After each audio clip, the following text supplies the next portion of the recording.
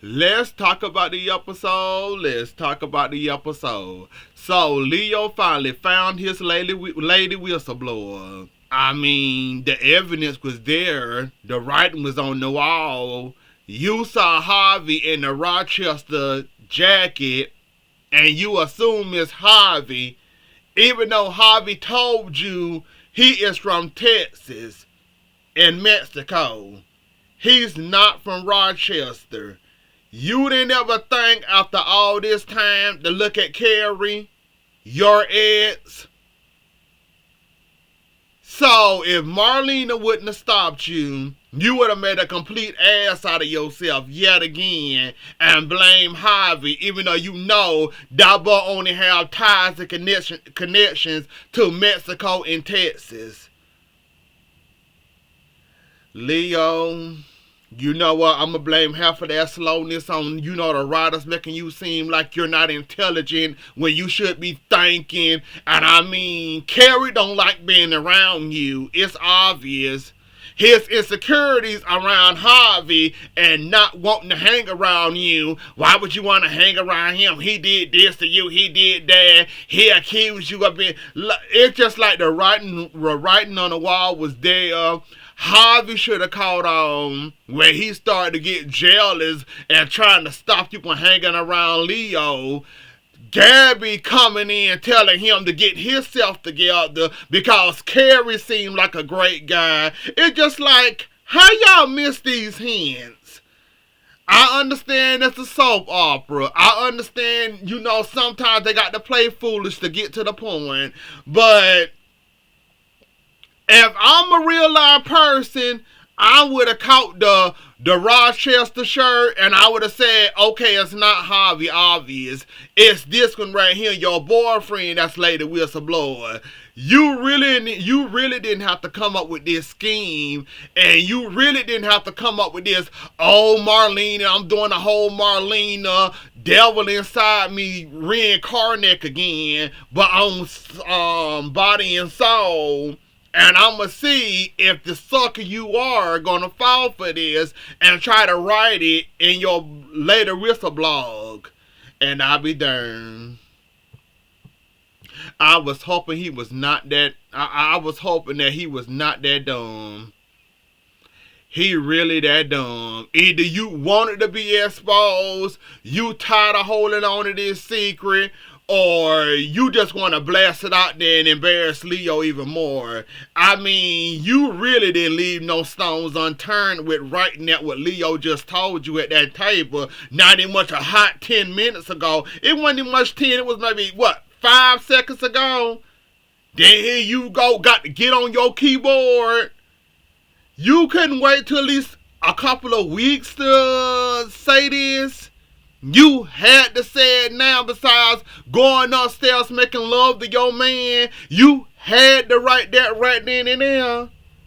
So Carrie, it's obvious you're bored of Harvey and playing around with Leo. You want it to be y'all, and it's obvious from the jump cause now Leo and Harvey getting closer.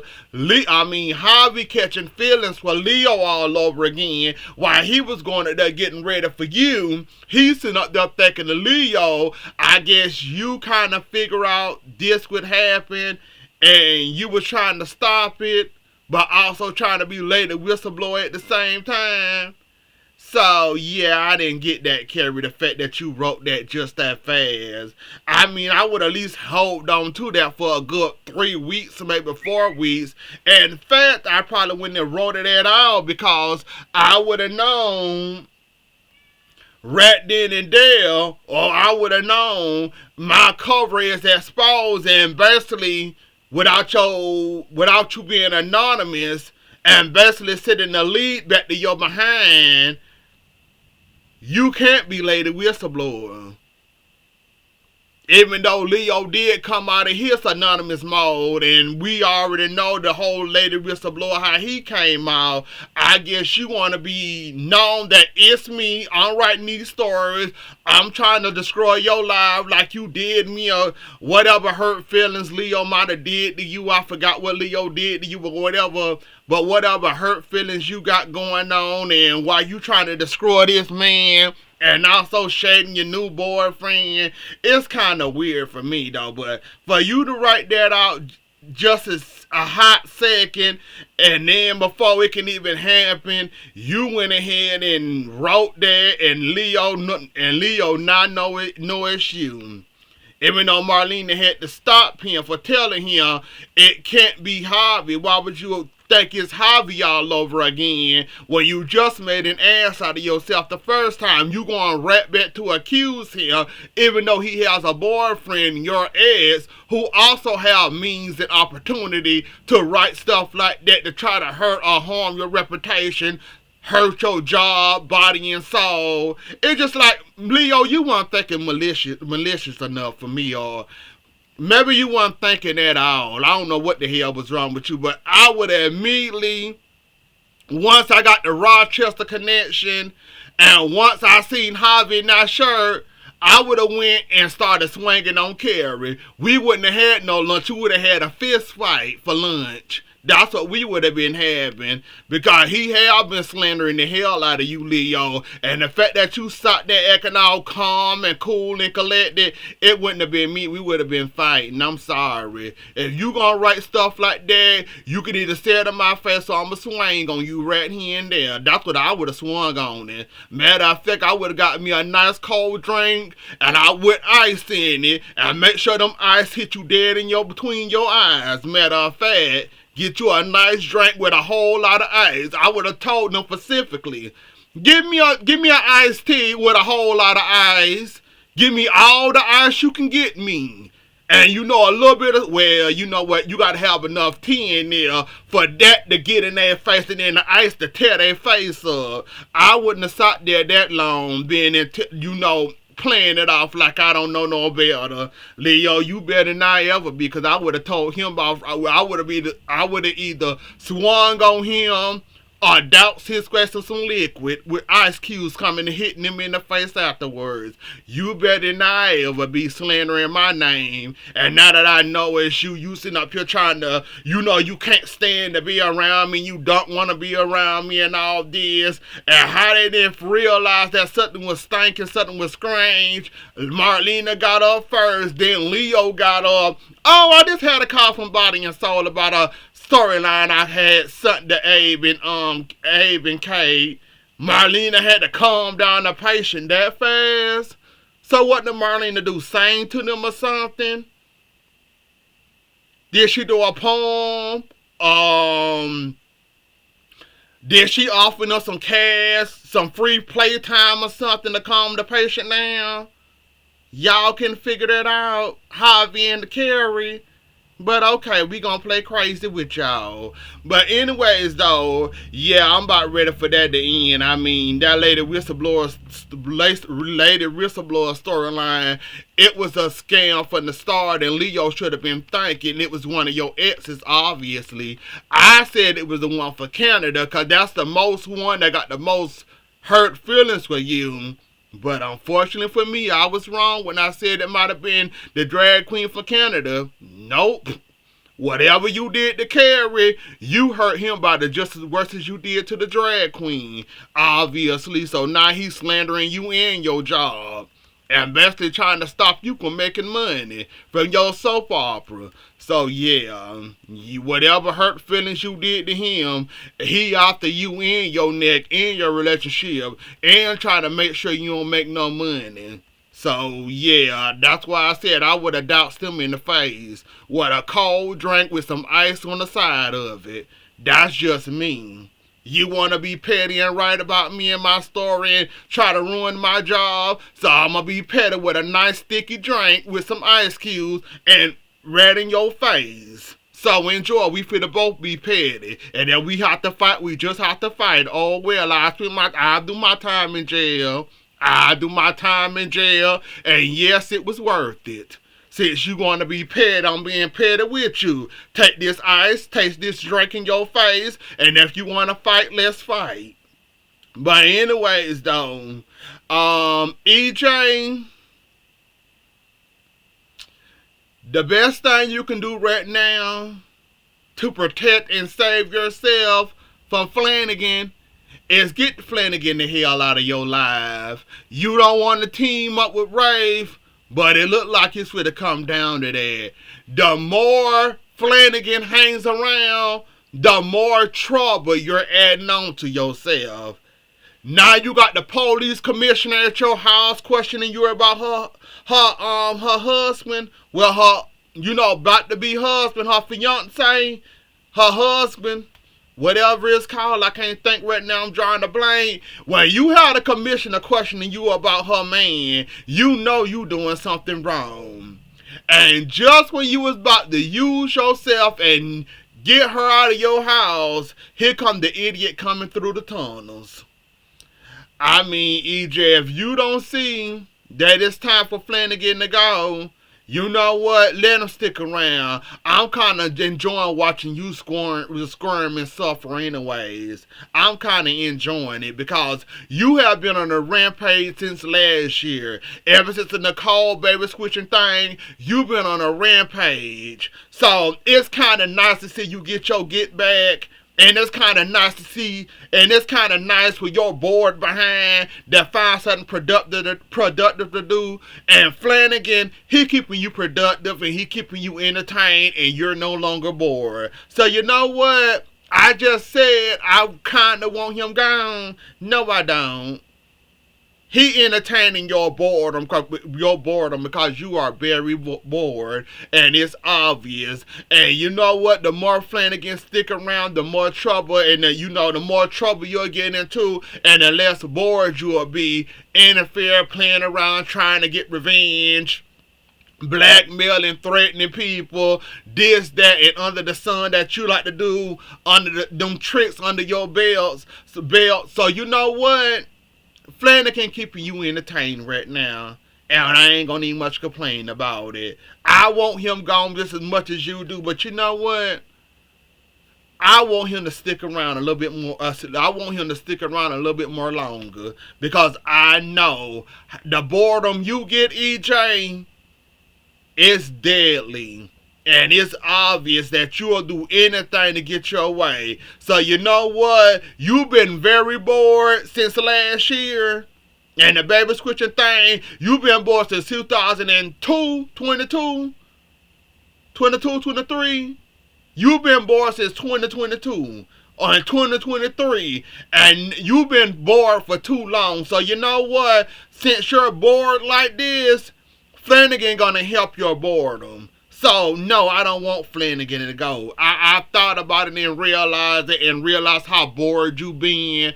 This been since 2022, and the beginning of 2023, going into now. So, you know what? I kind of wanted Flanigan gone.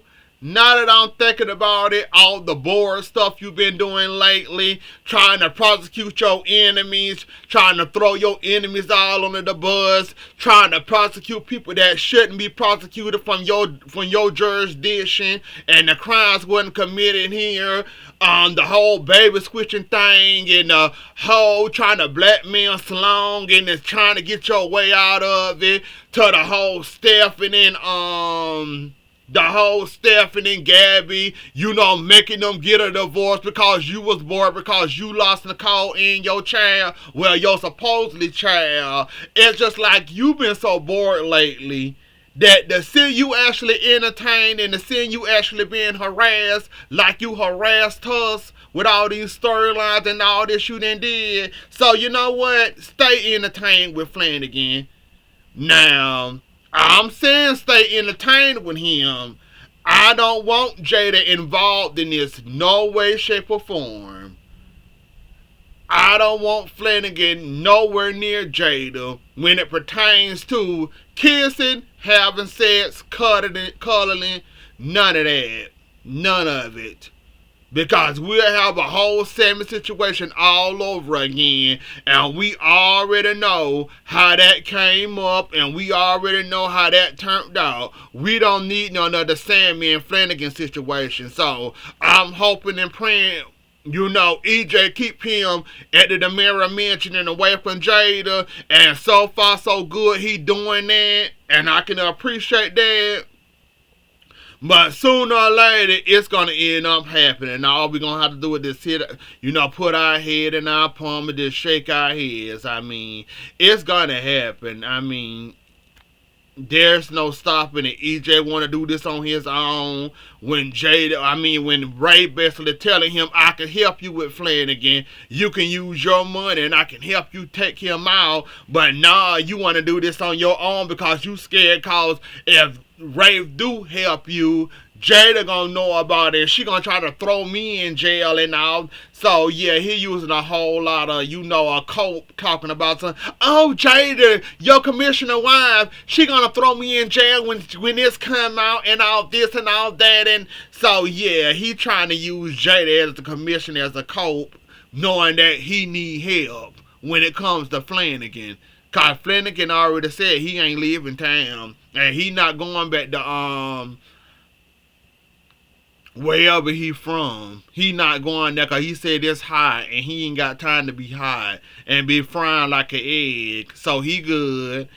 Anyways though, this whole Philip situation, Sarah, while I understand you trying to, trying not to let Xander true form come out and the hurt and Philip are doing something worse, you're basically not protecting nobody here when it comes to that. Once the secret comes out, and it's gonna come out, Xander is gonna be pissed at you that you knew this whole entire time, and basically you're holding on to this because you're scared the way Xander gonna react to this situation, knowing that he basically have full control of the company. He basically don't need Xander there. Philip there. But I understand why Philip also should be there. Because Philip is basically a buffer to stop Xander for doing something crazy, like going out to the Demira Enterprises again, knowing that can be a whole, every time the Demira versus, the Demira versus the Kiriakis, it never ended up well. Somebody ended up in the hospital. So, yeah, you know what? Now that I think about it and realizing it, and Xander a hothead and can't, yeah, you know what, Sarah? I was just about to give you a whole spiel on why you should be thinking about it. Xander can control himself, anger issues out the behind. Telling him that will make him want to hurt Philip. You don't need that or him in jail. And basically Stephanie Bell to get in trouble. It's a whole kind of backlash, and I kind of understand now. Then on top of it, Xander, hothead, don't know what to do. He always overreact. Of course, he gonna want to get his revenge back on Philip, even if that means hurting him, assaulting him, beating him up, chopping his head off, doing something crazy like that. So yeah, I see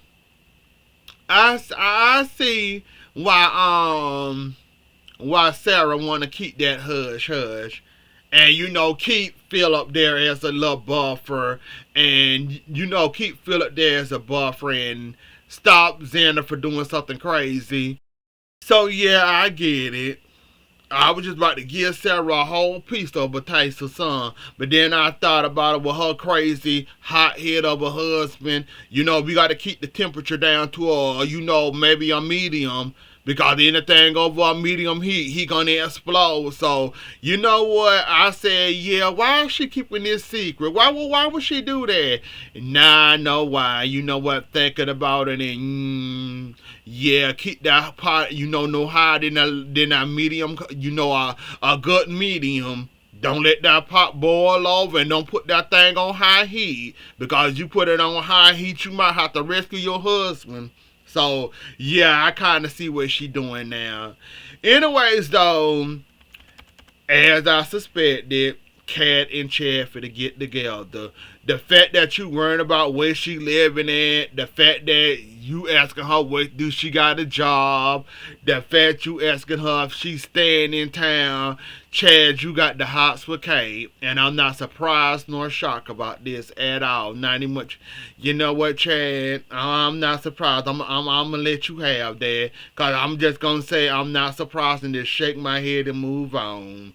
I saw it coming when the spark started happening when y'all went to Canada. Was it Canada or was it before Canada? Before Canada. I saw the sparks in his eyes and y'all eyes and said Chaffee to fall in love with this woman. I already knew it and caught it and I ain't got too much to say about it. Kristen and her little brat. All I got to say there is, you spoiled the road, you spoiled the child. Y'all let her get away with bloody murder. She ain't learned her lesson from the Chloe situation. She still running around here wild and rapid.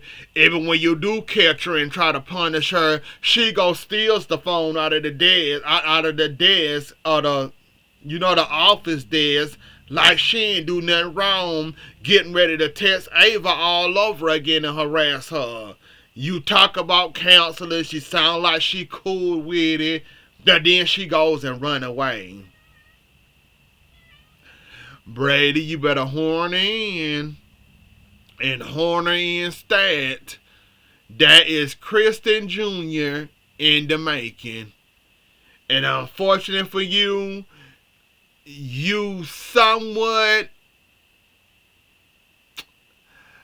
I'm not a person with kids, so is he on the right track of stopping her, or is she far gone for her to be stopped? I think she on the border of he can help her and stop her now and get her on the right track